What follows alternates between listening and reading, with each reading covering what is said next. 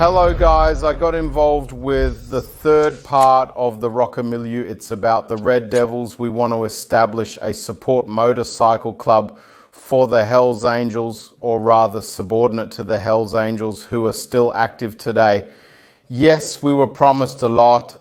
This series that I'm now telling, these are already things that happened in parallel in the multi-criminal series. Well, I always have to tell it a bit so that you can follow the matter, but many things are a bit mixed up to understand what was going on in Rostock and how. To see how we fit into this, I have to take a little look back. So they also changed the president. The president was at the committee prospect chapter, then became vice president. And at the Hells Angels, where they were prospect, another president arrived. From my point of view, this was also a sensible change. The vice president was then quickly arrested. I briefly mentioned this in the multi-criminal series. They also had several brothel apartments, and they were partners. They had them together. In one of the brothel apartments, John was inside and had secretly filmed one of the prostitutes. The woman noticed this, called Ali, as he was called back then. He then drove there, beat him up, took away his phone, and imposed a penalty on him, stating that he should pay several thousand euros to the woman. Of course, the woman should then receive 200, 300 euros, if at all.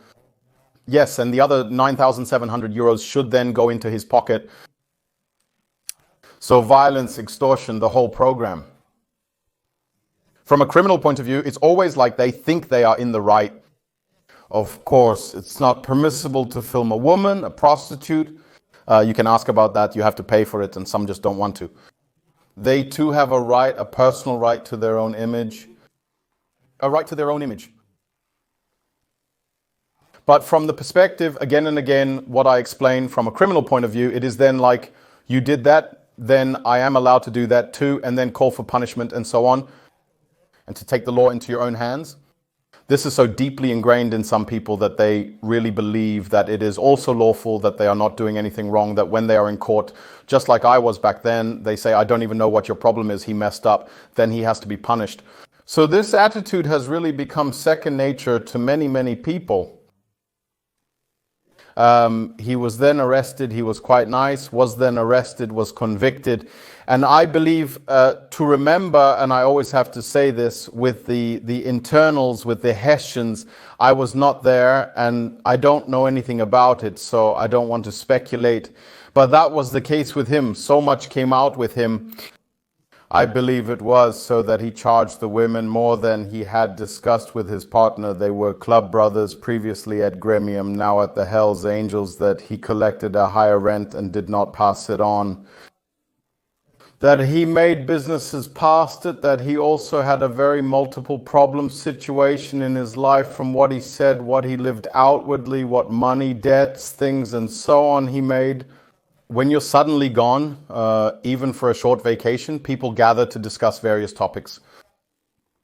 And then things came out, and it is very unusual that someone who is in the club and then gets arrested and then gets kicked out of the club during the jail time is very unusual. That was once explained to me, and we adapted it later on. Of course, when someone is in custody, it is already difficult enough. His world has collapsed. He has worries about how is the family, when is freedom, how much jail do I get, what all falls apart outside. And then you get the message, yes, watch out, we found out that you cheated us, that you were not straight, as they say, and then throw him out. The police often get wind of this, the surveillance authorities. And when he is then informed, they are afraid that he might flip in prison and perhaps become some kind of star witness or make statements and want to take revenge on the brothers. Then he doesn't care about anything anyway. And then the police go and intervene. They were kicked out after all. There are also very different ways you can leave the club. So that one is taken out in a lift. So lift, not like left, but lift as in I have left something. I have left the building, which then applies to many. But then, of course, there is also the bad standing. That means someone who is expelled from the club in bad standing is considered, so to speak, an outlaw. You're not allowed to meet with them. They can't justify themselves anymore. They can't meet anyone. You can't meet with them privately. So there is no private person anyway. What do I know, Philip? And once the club person, Philip, you're always a club member, whether you're wearing the robe or not, whether it's Sunday afternoon at 4 o'clock over coffee or Friday afternoon with cocaine. It doesn't matter at all. And in bad standing, you have almost no chance of getting out. In some countries, it is probably enforced more strictly than in Germany. I don't know how many people I know in the career who had a bad standing and still hung out in the same city afterwards and nothing ever happened there. I believe it has lost some of its impact, but that's just my little judgment from the outside. In any case, they have pulled through here despite everything. Despite all the dangers, it seems too much came out that they then also disposed of him from the club.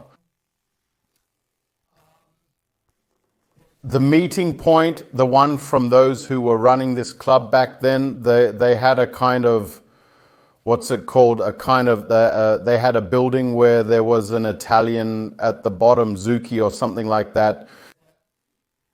I wouldn't have eaten anything from it, not even a 5-minute terrine. I would have had to see that it opens up and I would have had to see the date. From my perspective, it's an underground shop that the health department has visited multiple times. They somehow celebrated it internally, at least because it was around the corner. Above that were 3-4 brothel apartments, and behind it was a garage where the new warden, so to speak, always held audience. We were there a few times too. I was there with Mike. We were always very friendly, but it quickly got a reputation that this garage is something like, well, where audience is really held. He had a desk in there. Behind it was also a safe, a leather armchair. And then you went in there and you chatted. And in this context, my first experience is how we got in there once. We were still arguing with Ali, who was then kicked out. And somehow we clashed. Very early in this founding phase, one must not forget, we were still a gang after all.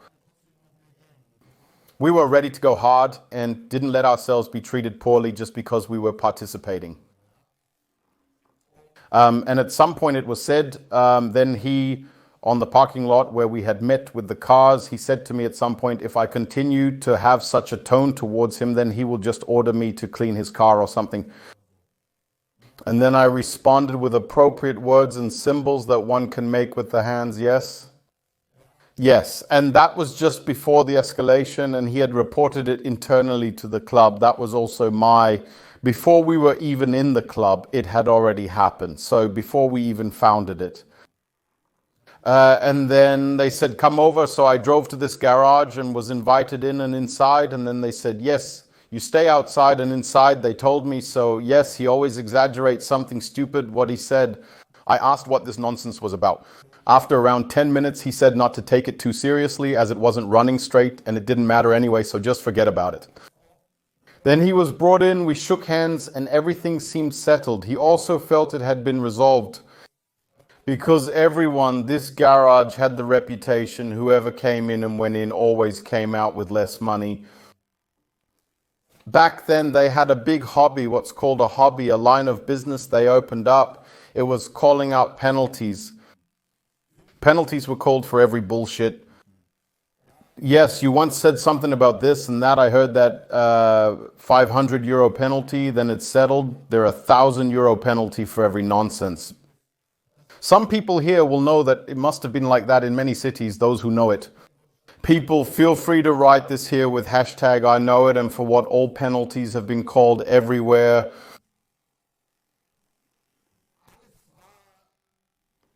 Everything was very thrown together. Also very different people, of course, in the club, from the drinking brawler who was not at all interested in the mega deals, who had muddled through with small cheats, from the one who wanted to have several properties, from the one who had big plans and actually I'm doing this now just to get a back, but I really want to make the big throw, earn a lot of money. Then from there, like Stir, he also wanted to make money, but I think that was always secondary, but he was really about power and recognition. The whole city should tremble before him at best. Everyone should be afraid, and he wanted to become famous all over Germany. I believe that was much more his driving force than the really big money. Of course, if there is money on the side, all the better, great. And really a very mixed bunch and not necessarily recognizable as friends from my outward appearance, but those are the structures with which we are supposed to provide support. From the outside, it already looked hastily assembled, yet very welcoming. Then there was some from Schwerin where I said, wow, okay, well, yes, let's get to a bit. Those who still played a role, let's get to a bit. I don't want to mention the individual people involved in case there are any concerns and so on, but I will try to talk around some of the things that have happened so well that the individuals don't feel too stepped on their toes. We had our second meeting. I had received the money for a Harley from my parents. I got it quite uncomplicated. My father then made a loan agreement with me with a monthly payment, how I have to pay it back. That was my biggest worry when my mom was in the hospital. Thank God there has also been a change in perception and in the behavior of my parents, and especially towards my mother. So folks, remember, blood is thicker than water and time is finite. In any case, there should be a next meeting was arranged with the people, not all who had previously met in the youth home. Not all of them were there at the second meeting. 3, 4 said, it's not for me. They wanted to stay with football and had imagined it more as a street gang, who then also knew, besides motorcycling, I also have to ride a motorcycle when it's raining outside and it's foggy and below 20 degrees. I don't feel like it. Some were quite honest and rejected it from the beginning. And then there was a second meeting. At the second meeting, there were only 2 or 3 representatives left. The sergeant, the Stor from Rostock, had taken it upon himself as the responsible sergeant. A sergeant is responsible for discipline and armament in the club. I always find the term armament a bit silly. Most people arm themselves on their own for discipline and organizing, yes, when there are disputes, how they should be resolved, and it is a very important position. And he then also said, he would take care of us and would let it run, so to speak, under his leadership. There was this meeting, and then we were still somehow 14, 15 people, so a bit sifted out. And then we sat in a round. I was again with Toman, the tattoo artist, my tattoo artist Christian on the road, and Richie. And then we all sat like tables pushed together, again in some youth club where we were then. And everyone introduced themselves, what they do. Yes, so one then said, I am in the Bundeswehr and go to football on the side. Yes, so that means I box myself there. Then we introduced ourselves, where then everyone also said, yes, intense, our name preceded us. That helped us a lot. That means everyone introduced themselves, and there I noticed for the first time, and there I then really got along well with 2 or 3 of them. Once it was clear they were involved, I found it cool. There were really also a few strong guys there, bouncer milieu, also from the fitness scene, a bit of martial arts. So really across the board, and also some where I say, okay, it works from the head too. And from today's perspective, we spent a quite nice afternoon there and agreed, okay, we'll go through this together. There were also 4, 5 where I said, okay, how did you get lost here? Who do you know? Who did you pay to be allowed to sit here? But I always knew how the club works. It sifts out relatively quickly. Yes, some always fall through the grid. And of course, I had that hope too. To support our work on de-radicalization and anti-violence on the internet and in schools, please check out my book, Hate Power, Violence, Games, bestseller, the brand behind the product, King Among the Kongs. Links are available below the video. Your engagement through likes, dislikes, and comments helps greatly. Thank you and ahoy. I still remember when this second meeting was over, I had with Daniel, who will also play a role here, Daniel from Rostock, who should play a role in my life for a long time. And we then had our Red Devils Pressy, who should also do Pressy Yeah, we had already talked about it. Yes, when the customers then come and so on, and we report it nationwide, but everything is organized by the stir, and who then does pressy and vice president and secretary and roadkill. That was already roughly distributed a bit. Everything always fell behind the scenes. That store then took me aside and said, yes, I would give you 2 offices to Wismar. I somehow thought that you would do vice prize and maybe someone of you then road captain or something who is responsible for the rides, who leads, who organizes, that everything goes smoothly, that the people arrive smoothly at the destination. If we had motorcycles, I mean, at the time when we were 15 people, we had 3 motorcycles at the founding of the Red Devils. One from Rostock had one, a night rod. I was on my way to buy my Harley Davidson Fat Bob, and Christian had taken over my Suzuki Intruder. Not the mega quote. We had imposed this on ourselves. The motorcycles must be there. If we are a motorcycle club, we want all the motorcycles big at Palawan. After the meeting then, as I said, we were still standing in the parking lot. Everyone exchanged a bit. What are we doing? Yes, I am in the Bundeswehr, but I also do a bit here. It's made funny. I do a bit here. Spritzy in the arm and so on. Everyone gets into palaver so quickly because it is assumed that it has somehow been pre-sorted and you don't even think about it. That's how it is. Many who have never dipped into this world think it's all super secret, super mysterious and so on. I keep saying that there are a lot of chatterboxes involved to which we or many from our ranks have also belonged. One thing I will never forget in my life, even if it's not a big deal, is after this second meeting, we were standing in the parking lot and were chatting a bit. Then the 81ists were gone and we were standing there and had set ourselves a big goal. Yes, we want to bring some polish here and we want to become the best and toughest charter that the Red Devils have ever seen, and rules and contribution. And we all have, and then I remember the first impression I had of them, they came a lot from the fitness and bodybuilding industry and so on. And then we stood there, Daniel's BMW, and then he pulls out a bottle of amino acid. They used to have it in 1 liter bottles. That was just thinking about it gives me goosebumps. That was such a very viscous drink. Much has happened in the last 10-15 years. Shout out to Zec Plus, save Philip 10 advertisement. And then he takes it out of this car and then it's lukewarm. I don't know, like 16, 17, 18, 19, 20 degrees, doesn't matter.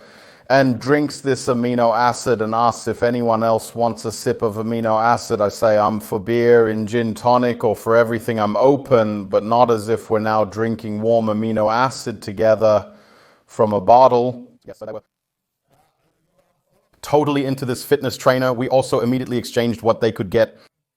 We discussed business right away. I can bring Thais here for muscle building tablets, which are very harmful to the stomach. I don't know this industry very well. Immediately about testosterone, what can I get? You really stand there and you think, wow, how simple is that? And everyone talks about it, and then numbers exchanged. Okay, let's meet, let's network for it, and then really made contacts now. It has to start now. And I also had the feeling that a few cool guys were also our former president was not unsympathetic to me, but it was not like I had the feeling that he now had the greatest organizational and rhetorical talent. And maybe I couldn't assess at the time who really had what financially on the church, because it is a burden to participate in such a club, to earn money and to be actively involved. It's work, it's not just fun and standing at the fire barrel and collecting funny biker stories, but it's also really work, especially among each other, when not everyone is friends with each other. I keep saying that. Even if we were 20 people there afterwards, or 15 or whatever, these 15 can't possibly all be close friends with each other. It just doesn't work. It's a coalition to collectively make money, to maintain power, to expand power, and so on. People are friends, yet there's constant paranoia and fear among them. Everyone wants to begrudge the other something. These are simply experiences that I have made and many others from the clubs. As I said, I know the hashtag, you can comment under it and share what you have experienced. We broke up. Mike was not a fan of this whole thing at all. Mike was, of course, still my partner. He did not participate in these meetings either. He also knew some of the Rostock people with whom he had been in prison. Mike was my regular business partner for everything that was going on in the drug scene. Then in the red light district, we did bouncer work together and was still my main contact at the time whenever it came to criminal matters. And we were very, very good friends at the time. He didn't think highly of motorcycles or the people involved, calling it all motorcycle crap. And he said, why do people always think they put on such a thing and then they think they're someone else? You can understand that attitude if you've looked into it a bit. That was nothing for him. I think he saw an advantage in it. Okay, we're getting to know a few new people here. Maybe we can make money from it. Maybe we can get involved somewhere where we can benefit from. But he kept telling me, don't make a fool of yourself. If we wanted to have control over Wismar and the region, then you can't be opening beers for them at the bar and playing servant, because then you lose the distance. I also understand that you can't separate the two. On one hand, we want to be recognized as equal and tough business partners in Wismar, but then at night we drive them around and so on. And I told Sto that from the start. I told him, I'm not here to serve at the bar. I drive people around. There's no need to call me at 4 a.m. to drive someone around. No, that's not what this is about. You guys are more my crew. I say, I'm responsible for you guys and the Rostock people. They're under someone else's jurisdiction.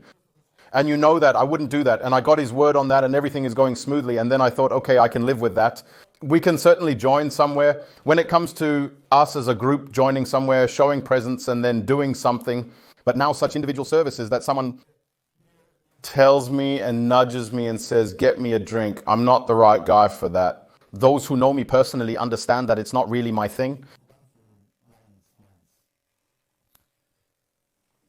Minds, and so he is very skeptical about it. I was then also on the road, had meanwhile then quite quickly bought this Harley Davidson Fed, Bob.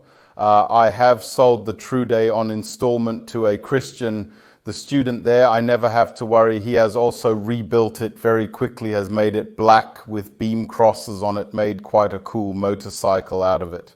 I myself had only put a new exhaust on my Harley Davidson Fat Bob, so you can hear that it's on, but it was too loud in my opinion afterwards. I know something can be too loud, but it really went overboard. And as it is, from the old life we come from, of course, drove with a steel helmet, got an original steel helmet, drove with it and tried to appear as martial as possible. At that time, we didn't have the robes yet because one thing should still take place. We should, of course, have a conversation about how it should go with the Berliners. And then at some point there was a call to me, yes, Philip, come to the highway. And that was still okay. I come to the highway, yes, clear, met in conversation, and then yes, happen. We have the meeting point now and the date now there. We meet accommodation. There come 3-4 of the Berliners over, and Berliner Angels and Berliner Red Devils, under whom we should then run. And with whom you meet there, then you will find out how everything works with the patches and how you will be patched and what you have to do and achieve in order to be accepted there and then no longer be a prospect and so on. Okay, all clear? Yes. But there should not. Everyone with us, we want to make a good impression. You take the Christian tattoo artist from Wismar with you. And Daniel is coming from Rostock and 2 or 3 of the others not for now, because I thought, yes, okay, why not? And then there was a meeting point outside of Rostock, a bit off at a hotel. Not outside of Rostock, but a bit off in the dark. And then back rooms were rented like a meeting hall for companies. And I still remember we stood in front of it and then waited, of course, again punctually, and I will never forget that in my life. And that really happened.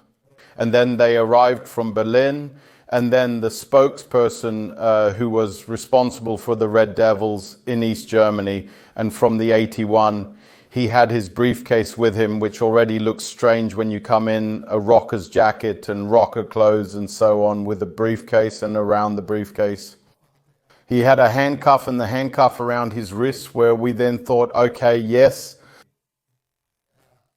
And then I knew so, and then we stood with the Rostockers with them, who were also sympathetic to us. And we, from Wismar, we both stood there, and then we immediately started to gossip. I can already spoil it now. We have later the reputation away. Got that we are the Lexter crew, so we made fun of everything and everyone. We often tried to hide it and hold back, but it didn't work with some things. We also did a lot of nonsense and stupid stuff, and probably also looked stupid. And we would have deserved to be thought of with gossip, but we had earned that reputation. It was also like that you present yourself as a rocker club. You have a patch on the side that's with most clubs. And then there's a nickname, what do I know? Then there's Crazy Crew or Lake, Big City, and a nickname for the city. And we seriously said we wanted to put Lexter Crew on it. Yes, we would have done it in English. Gossip Crew, we had thought about it for fun. That We Are the Gossip Cruisers didn't go down so well. When we suggested it, definitely didn't go down well. And really, he came in with the suitcase and handcuffs and then unlocked. It was like when then we of course wondered what's in there at the place, and a Capri Sun or soy, so then documents were taken out. So I don't even know. And I don't even know what was done with it. There were a few patches in there. They weren't supposed to be given to us there. They were then shown to us, and then there was this conversation about how things should go. That we had to introduce ourselves, and we sat there and we nodded to everything. Yes, but do we have to drive everywhere? No. If it was Rostock, we would only have to drive off a few of the most important ones here. You should visit something like Hanover or go down to Leipzig. While small events are now popping up everywhere, participation and networking are optional, not mandatory. And then we listened to each other and said, yes, okay, we can manage that. A very surreal meeting where we really gossiped about it for months afterwards, and you have to try to maintain a certain seriousness to keep it. It might look serious if you were to make it into a film or series, but it just didn't seem that way. And it's okay. We thought, okay, it doesn't matter. We have to stay calm. It's none of our business. We didn't say it to them directly. We didn't call it ridiculous to their face. We didn't do that either. Instead, we were a good Leicester crew behind the scenes. And we moved away from that. And then it was clear, okay, now we have to organize it so that it starts. In Wismar, it was already very well known that I was with the Red Devils, and there I was supposed to get into trouble very quickly. In fact, almost immediately after I had decided to join the Red Devils, or had agreed to their founding, the LKA was supposed to strike for the first time. And why and how the LKA struck, I'll tell you in the next part, guys. Check it out. The book is out. Hate Makes Violence. Great Christmas gift with a signature. King Among the Kongs, here's the brand for you to check out. Extra without crap, we are happy if someone wants to become a member to support our work on the internet with a private stream. Consulta offers online de-radicalization and anti-violence work. Share your thoughts in the comments. In any case, as always, I'll sign off with an ahoy from the coast.